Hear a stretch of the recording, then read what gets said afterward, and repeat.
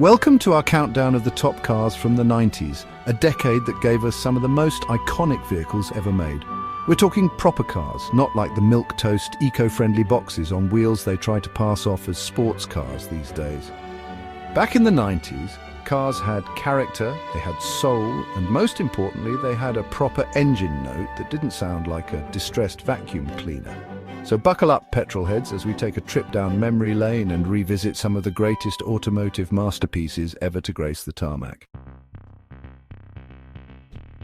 Now, some might call me biased for putting this at number one, but frankly, my dear, I don't give a damn. The McLaren F1, my friends, wasn't just a car. It was a bloody revelation. It was like driving a rocket ship disguised as a particularly sleek banana. The F1 held the production car speed record for years, hitting a ludicrous 240 miles per hour. 240! Back then, that was unthinkable. It was the Concorde of the road, leaving everything else in its dust. And the sound of that V12 engine roaring behind you? Oh, it was a religious experience. They just don't make them like this anymore. Next up, we have a car that needs no introduction, but I'm going to give it one anyway because, well, that's my job. The Toyota Supra MK4, the darling of the tuning world, and the star of a certain little film franchise you might have heard of. Now, I know what you're thinking. Jeremy, a Toyota, really? But hear me out. This wasn't just any Toyota. This, my friends, was a turbocharged monster hiding under the skin of a humble Japanese coupe.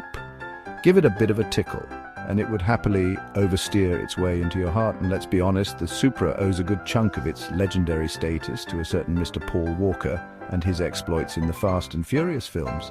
But hey, any car that can survive being driven by Vin Diesel deserves some credit, right? Now, for something a bit different, the Mazda RX-7, a car that dared to be different with its wacky rotary engine. Now, I know what you're thinking. Rotary? Isn't that a bit unreliable, Jeremy? And to that I say, yes, but what a glorious way to go.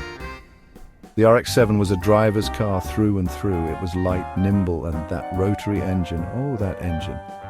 It revved to the moon and back, singing a high-pitched, almost turbine-like wail that would make your hair stand on end. Sure, it might have guzzled oil like a thirsty camel, but when it was on song, there was nothing quite like it. Ah, the BMW E36 M3, a car that perfectly encapsulates what BMW used to be all about: ultimate driving machines. This wasn't some bloated, oversized SUV with a silly name. This was a pure, unadulterated sports sedan that could handle like a dream and outrun cars twice its price.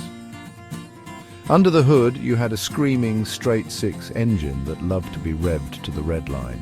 The steering was telepathic, the handling was sublime, and it even had a reasonably comfortable back seat for those times when you needed to ferry around your mates who couldn't afford a proper car.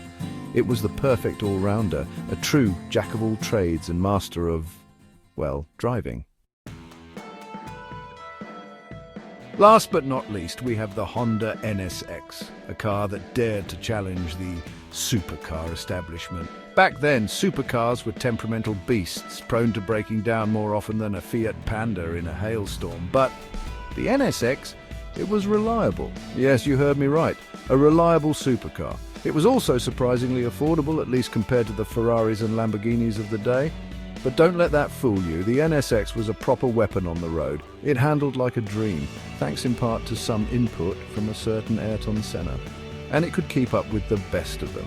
It was the supercar for the everyday man, and it proved that you didn't need a trust fund and a string of failed marriages to own a truly great sports car. Thanks for joining us on this nostalgic ride through the 90s. Which car was your favorite? Let us know in the comments below. We've seen some proper legends today. Cars that weren't just transportation, but objects of desire. Engineering marvels that got your heart racing and your palms sweating.